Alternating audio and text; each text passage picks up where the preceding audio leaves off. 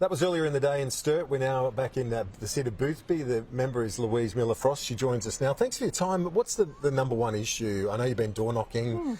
This afternoon you're going to go back out in 32 degrees and do a bit more door knocking. Indeed. What's the number one issue people are raising with you? Look, there's a lot, Kieran. Certainly cost of living is one of those things. Access to health services is a really enormous thing in this area as well. So lots of different things that people talk to me about. I spoke to Claire Cutterham earlier and she said in Sturt people are, climate change is something that is raised. Is that something in Boothby as well that's still coming up? Absolutely, and there's certain areas of Boothby that are particularly interested in climate change, but most people are interested in energy transition and how we can actually transition Australia to be prepared for what's coming.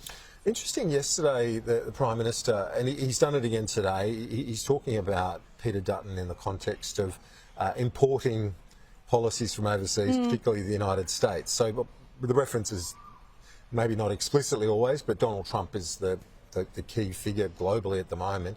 Is the issue of Donald Trump and the White House, is it raised with you at all in Boothby? Look, it's people often worried about that? Yeah, it's often raised in the context of the changing international environment that we're in. It's changing rapidly and being able to be responsive, but also appropriate. And I think what people are seeing is that Anthony Albanese is thoughtful and considered and is doing measured responses to a very rapidly changing environment, and that people feel secured by that.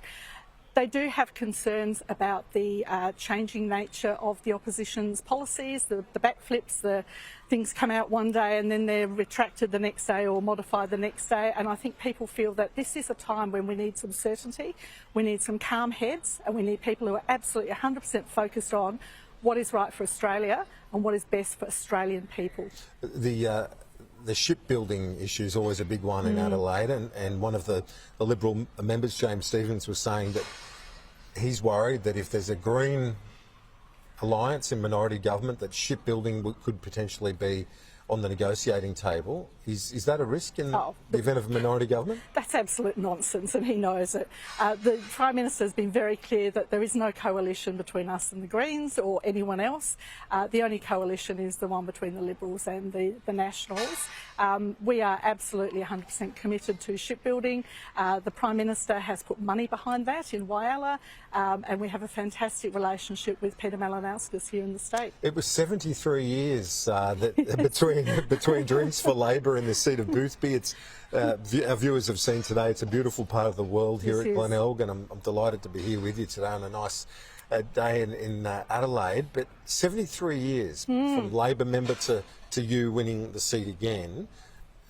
How's it looking? At 3.3%, you should be able to hold it. It's not a wafer thin margin. Are you optimistic? Look, it's still very definitely a marginal seat, and as you said, 73 years is a long time between drinks. I'm out there working as hard as I can, as I have been for the last 3 years. I do say I've been door knocking for 4 years now, and my focus, as it has been through my entire career, whether it's in health or local government or running not-for-profits, has always been about delivering for the community. It was always a bit of a political mirage, Boothby, like Sturt. I remember election after election, Labor people saying, we could win Boothby and Sturt, and then finally you did that. I know it's not your seat, but are you confident that Labor might be able to pick up Sturt as well at the upcoming election? Look, to be honest, I haven't looked at it a great deal. Don't look beyond your... I'm working Don't look beyond your confines. Yeah, fair enough. No, I get it. You've just got to get out there and door knock as much as you can. And it's, 3 weeks to go. So we appreciate you making the time to join us in Glenelg. Thank you, Kieran. Thanks for having us. You have a dip later on. I might have a dip. We'll see how we go. A little bit more work to do. Thanks, Louise. Appreciate it.